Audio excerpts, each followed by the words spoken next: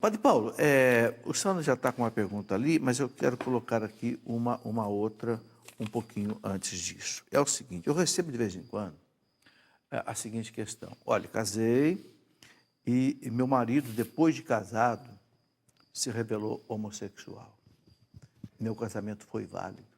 Eu posso entrar no tribunal? Depende. Ou seja, novamente é um desses casos complicados que a gente vai ter que deixar o tribunal julgar. Né? Não dá para eu dar o juízo aqui. Por quê?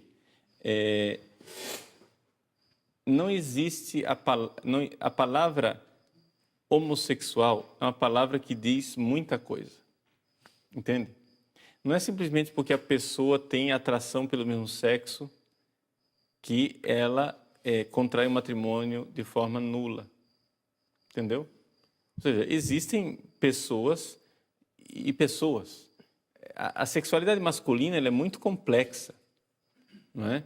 Então, assim, se qualquer pessoa que demonstre alguma fantasia sexual com o mesmo sexo contrai casamento nulo, então o mundo está acabado, porque as fantasias masculinas, né? Infelizmente, nós fomos todos marcados pelo pecado original, né? E a sexualidade masculina, eu estudei muito a sexualidade masculina porque eu fui reitor de seminário durante 15 anos. Né? E a fantasia masculina, dependendo de condições e situações, ela tem os objetos mais esdrúxulos da face da Terra. Entende? Então, assim, o sujeito é capaz de sentir atração até por animais. Então, não é assim muito simples de detectar. De tal forma que, hoje em dia, nós temos todo um lobby do movimento gay e toda uma espécie de movimento cultural que quer colocar todo mundo num funil, entende? Porque, veja, existe um movimento político chamado movimento gay. Ora, o que é que um movimento político numa democracia quer? Ele quer ser quanto maior, melhor, né? Então, precisa de número, precisa de gente. Então, qualquer um que tenha uma mínima atração sexual pelo mesmo sexo, ele diz, é gay. Você tem que se assumir, saia do armário. Não, vera lá, gente, a coisa não é assim, entende? Ou seja, existe uma gradação infinita nisso aqui. Então, não dá para dizer com exatidão se isto é válido ou nulo. Depois, o que é que esta característica significou para esta mulher também? Isso é outra coisa. Ou seja, dentro daquilo que ela consentiu, ou seja, ela sempre disse que jamais consentiria casar com uma pessoa que tivesse esse tipo de tendência. Entendeu? Aquilo é perturbador realmente. Porque eu conheço inúmeros casos de casais felizes, fiéis, com filhos, em que o marido tem um certo percentual de tendência homossexual e nem por isso o casamento é nulo, os dois são felizes, né? Ter a tendência não é pecado, né, padre? A prática exato. é que é pecado. Exato. Né? Então, assim, as coisas são um pouco complicadas. Quer dizer, eu acho que poderia se dizer, se a pessoa, antes de se casar, já sabia que era homossexual e pretendia viver a prática homossexual depois de casado, aí seria um casamento... Aí é nulo, mas aí isso vale também se ele fosse heterossexual. Ou seja, então não é a homossexualidade que está tornando nulo, né? Ou seja, é a falta é a simulação da fidelidade. Isso vale para um homossexual, para um hétero Paulo, também. eu acho que esse programa está deixando bem claro o seguinte, as pessoas têm que ir ao tribunal. Porque é muito difícil... o senhor falou, os casos extremos são fáceis da gente entender, mas saiu das extremidades, a coisa é complicada. Eu acho que é importante isso, as pessoas entenderem que existe um grupo de técnicos, não é, competentes nos tribunais da igreja que irão julgar essa realidade. Então, não cabe ao pároco, por exemplo, que atende o casal, julgar, não, seu casamento não é nulo. Não, entende? Encaminhar para o tribunal. Encaminhamos para o tribunal e o tribunal é que vai ver se ali existe o que nós dizemos fumus boni iuris, ou seja, fumaça de bom direito, ou seja, se aquilo se sustenta. Se existe uma possibilidade ou não. São pessoas que têm um treinamento para discernir se existe possibilidade ou não de nulidade. Padre Paulo, no fundo, a pessoa que mais está se beneficiando desse programa sou eu. Porque eu recebo tudo isso no meu computador, no e-mail, e tem que dar uma resposta para as pessoas. Outra pergunta que está crescendo, Padre Paulo. Minha mulher não quer mais ter relação sexual comigo. Meu casamento é nulo por causa disso. Posso entrar no tribunal? Não pode, Não, nós temos que distinguir entre casamento infeliz e casamento nulo, não é? Existem casamentos que são, desculpe a palavra, eu vou usá-la, desgraçadamente válidos. Ou seja, casamentos que foram válidos, mas que são infelizes. E a pessoa vai ter que carregar aquela cruz. Entende? O catecismo fala isso. Então, a pessoa tem que carregar a cruz, mas isso daqui é uma situação que faz parte da nossa santificação e isso acontece com todo mundo, não é? Por exemplo, o casal casou querendo ser feliz, contente, alegre, tranquilo, muito bem, tiveram um filho especial, com necessidades especiais, né? Com deficiências físicas. Isso daí, às vezes, pode perturbar o casamento de tal maneira que uma das partes, né, acha padre, que não vai aguentar. deixa eu colocar uma coisa aqui. Eu sei que tem muita gente nisso, por isso que eu estou insistindo um pouquinho nisso. Eu até, o senhor sabe que eu tenho uma filha que é médica endócrina, eu até pedi para ela me dar um livro de endocrinologia que trata essa questão um pouco. Porque que a mulher, a partir do de repente, não ter mais vontade de ter vida sexual, que é muito raro com um homem, né? Bom, minha filha dizia que há problemas hormonais atrás disso e que, inclusive, alguns entendidos acham que até o uso de pílula anticoncepcional inibe a libido na mulher. Há teorias sobre isso. Não é? Sim. Agora, o que a senhora aconselharia a um casal que está vivendo essa situação, um homem que está vivendo? O rapaz, professor, eu subo pelas paredes. Sim. A gente sabe o que o sexo significa para um homem, né, padre? Sim, veja, aqui é a realidade de uma conversão a dois, não é? São duas realidades. Então, a primeira coisa é a conversão dela. Ou seja, porque ela tem o dever matrimonial. É o tal débito conjugal? Sim, exato. Isso, o código fala disso? Como é que é esse débito o código conjugal? não, porque isso é uma questão de moral, não é? Mas existe na moral cristã essa realidade, ou seja, existe um dever do casal, não é, de ter esta cooperação sexual um com o outro. Não é? São Paulo fala, não vos recuseis um ao outro. Isso é um dever. Isso está na Sagrada Escritura, não é? Isto está, etc. Agora, não se deveria fazer por dever, deveria se fazer por amor. Então, é mais importante o trabalho espiritual interior com a mulher para que ela se entregue realmente com amor. Uma das realidades que as pessoas têm que entender é que o matrimônio é um caminho de santificação. Não é? As pessoas entram no matrimônio como se fosse uma permissão de lazer. Não é? Ah, eu vou ter lazer e quando eu enjoar do brinquedo, eu não quero mais. Não é isso. É um caminho de santificação, seja para ele, seja para ela. E às vezes vira uma cruz, né? Exato. Então, assim, essa situação, como outras situações, em que o homem é cruz para a mulher, ou a mulher é cruz para o homem, não é? É necessário que os dois procurem aliviar o peso e façam por amor a Cristo. E é por isso que é santificação. Por amor a Cristo. Não é? Desculpe a franqueza, mas nesses 21 anos de padre, amanhã, com a graça de Deus, eu completo 21 anos de padre. Meu aniversário de ordenação sacerdotal é amanhã. Parabéns.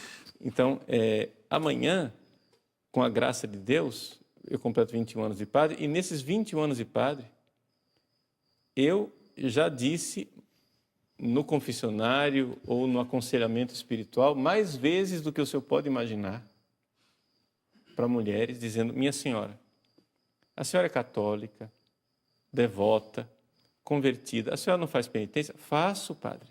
A senhora não faz jejum? Faço, padre. A senhora não reza de joelho? Rezo, padre. Muito bem, a senhora tenha relações sexuais com seu marido por amor a Jesus. E a senhora verá que isso não diminui o seu amor por ele, só irá aumentar. Porque o amor a Deus e o amor por Deus só aumenta o amor do casal.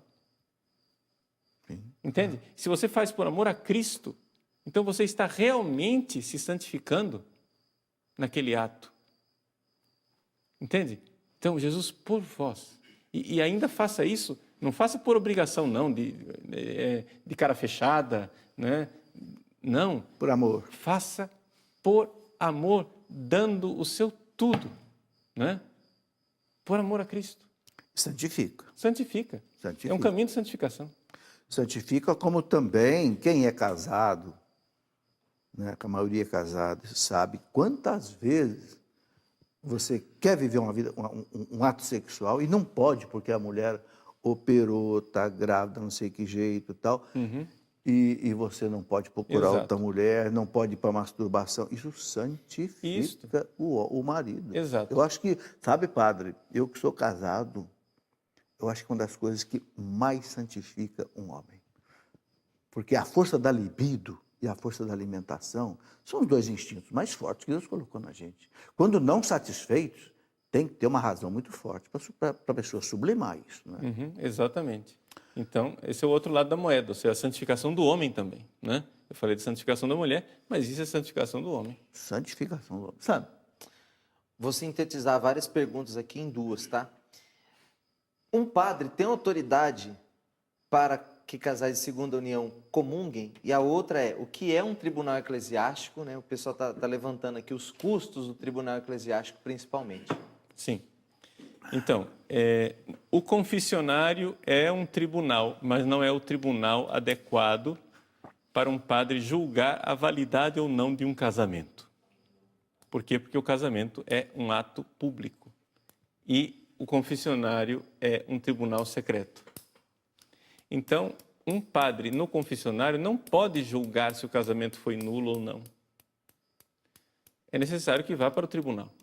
Então, nenhum padre no confessionário, ou fora dele, se ele não é constituído juiz de um tribunal eclesiástico, tem autorização da igreja para julgar nulidade matrimonial. Portanto, se a pessoa, não é, está em segundas núpcias, na verdade a linguagem é inadequada, porque ela está numa segunda união, porque a núpcia foi a primeira, né?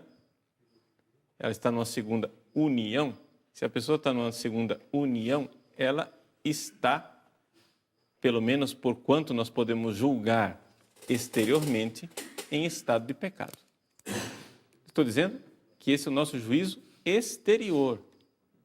E a disciplina da igreja com relação à admissão na comunhão, ela se rege nessa disciplina.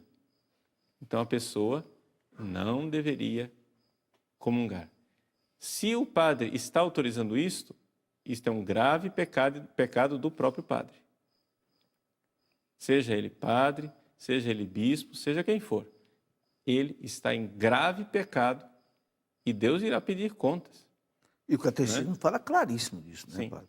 Exato. Fala claríssimo. O catecismo, o Papa João Paulo II, nas Familiares Consórcio, né, diz com toda clareza, e a doutrina moral da igreja de 2000 anos. Né? Então é necessário se buscar uma solução. Agora, a igreja pode rever o quê? A forma de declarar nulidade, o processo matrimonial, isso e aquilo, mas nós temos que lembrar o seguinte, que existe no direito matrimonial uma presunção, que é a presunção da validade do matrimônio. Ou seja, assim como no direito criminal, se presume que a pessoa é inocente até que se prove o contrário, no direito matrimonial se presume que o casamento é válido até que se prove o contrário. Porque senão, isso iria, digamos assim, destruir o edifício do direito. Então, nós temos que entender que nem todos os padres possuem o mesmo treinamento, ou seja, a mesma competência em direito canônico. Não é? Então, às vezes o padre ouviu falar que se pode, etc. e tal. Se é um caso de ignorância, muito bem, então, muito bem, está perdoada a ignorância, então agora estude um pouco mais, mas, embora é dever do padre saber essas coisas, né? É dever. Então, é importante lembrar isso, o padre não tem essa permissão. E o que é um tribunal eclesiástico? Existe realmente a igreja, o poder executivo, legislativo e judiciário está concentrado numa pessoa, que é o bispo. Então, o bispo delega o poder executivo para alguns padres, que é o vigário-geral, o vigário episcopal e assim por diante. E o bispo delega o poder. Bom, o poder legislativo, o bispo não delega para ninguém. E o poder judiciário, o bispo delega para o vigário judicial, que é o presidente do tribunal, e constitui, então, é ele quem vai moderar, e constitui juízes, notários e os vários oficiais, os vários colaboradores de um tribunal, que irão, então, fazer parte dessa equipe que vai julgar os processos matrimoniais. Né? Agora, infelizmente, a igreja não possui um direito processual gratuito. Né? Ou seja, os julgamentos eles têm um custo. Por quê? Porque a igreja não recolhe impostos como o governo. O governo recolhe impostos e tem uma justiça gratuita. A igreja não tem justiça gratuita. É necessário entrar com um pedido de isenção das taxas se a pessoa prova que não tem condições de pagar aquelas taxas. Né? Então, os pobres podem recorrer ao tribunal. Né? Então, entram com um pedido de isenção das taxas. Mas, infelizmente, se a pessoa pode arcar com as taxas, é necessário, porque para manter o serviço. Né? Às vezes são leigos, existem juízes que são leigos, notários, E que recebem, né? advogados, oficiais do tribunal, que são leigos que precisam sustentar suas famílias também. Existem as despesas, né, de aluguel, computadores, etc. Tudo isso precisa ser sustentado. Ô padre, uma pergunta que também cresce. Olha, eu estou namorando uma pessoa que se separou, entrou já com a petição de nulidade no tribunal. Eu posso namorar essa pessoa? Namoro santo, namoro cristão, não tem vida sexual. Eu digo, olha, o vínculo matrimonial dessa pessoa continua. Sim. Como é que o senhor coloca aí? É aquilo que eu dizia, existe uma presunção. Ou seja, se deve presumir que o casamento foi nulo até que se prove o contrário. Então, é necessário que se presuma isso. Então, veja só, se você está... Não, é um namoro santo. Sim, mas... Espera lá. Você permitiria que seu pai, casado com sua mãe, tivesse um namoro santo com a vizinha? Não. Não é verdade? Por quê? Porque eles estão casados. Não existe namoro santo quando o sujeito está casado. O cara, ele está casado e vai ter namoro santo com outra pessoa? Né? Mas eu entrei com o processo de nulidade. Sim, e se no final resultar que não consta da nulidade? E aí? E aí? Durma com um barulho desses. Então não dá. Né? Não dá. Se existe tribunal, nós temos que esperar o juiz do tribunal. Perfeito. Eu costumo dizer o seguinte, mantenha uma amizade. Pode ser até comprometida. Ó, se sair lá a nulidade, a gente passa a namorar. Né? Muito bem. Bom, padre, infelizmente o nosso tempo terminou. Eu quero agradecer, Sandra, aí a tua ajuda. Eu sei que ficou muita coisa aí sem responder. Depois, guarda isso, Sandra, porque se o padre Paulo voltar aqui numa outra oportunidade, vai voltar, a gente continua esse assunto. Porque, sabe, esse assunto é um assunto muito importante. Bom, mais uma vez quero lembrar aqui dessa maquete aqui do santuário, né, do Pai das Misericórdias, para a Canção Nova completar o santuário com outras coisas que estão sendo vendidas com esse objetivo, ok? Então, a Canção Nova pede a sua ajuda. Aqui temos um curso sobre o catecismo, um curso bíblico e um curso de história da igreja, para quem quiser aprofundar nisso nesse ano da fé. Eu queria dar 3 recadinhos, professor. Opa, à vontade. Primeira coisa, aqueles que desejarem acessar o meu site. Padre Paulo, sem dúvida. padrepauloricardo.org, né? E ali se associar e participar do conteúdo que está ali para o seu crescimento. E ajudar também, quem quiser fazer uma doação, que o site do Padre Paulo é uma equipe também que trabalha, ele não gosta de falar isso, mas é uma equipe que também tem leigos no meio, que também recebem para poder trabalhar nisso. Então, É porque, graças a Deus, eu tenho vida de padre, não de artista. Então, eu não tenho tempo para o site. O site é mantido por outras pessoas. Questão de eu só dizer gravo. isso. A segunda coisa, quero mandar um abraço para um amigo meu, né, de São José dos Campos, aqui pertinho, que hoje recebeu a grande notícia de que vai ser papai. Oh, que bom. Parabéns. O Fábio, Deus te abençoe. E também gostaria de, finalmente, pedir, né, para vocês que rezem por mim no dia de amanhã. Amanhã eu celebro 21 anos de sacerdócio, né? Conto com as orações de vocês, né, para que Deus me mantenha. O padre reza pelo povo de Deus, então eu estou aqui de mão estendida pedindo também as orações de vocês. Sem né? dúvida. E louvar a Deus pelo bem-aventurado João Paulo II, que foi quem me ordenou, né? Há 21 anos atrás, na Basílica de São Pedro, nós éramos 49 sacerdotes sendo ordenados no domingo da Santíssima Trindade. Olha, eu ratifico esse pedido. Hoje nós sabemos a grande responsabilidade que o Padre Paulo tem, não só pela participação dele aqui na Canção Nova, mas também como professor do seminário e também com o seu site hoje, que é um dos sites muito acessados, né, no Brasil e penso que até fora do Brasil. Padre Paulo, encerre para nós o programa com a sua bênção, né? E vocês coloquem aí diante de Deus agora as suas intenções, você que está em casa. Hoje é dia de Santo Antônio de Padua, doutor da igreja, taumaturgo, né? Fazia muitos milagres, né? Que Santo Antônio peça diante da Santíssima Trindade agora a graça que você precisa e consiga por essa bênção, né, sacerdotal.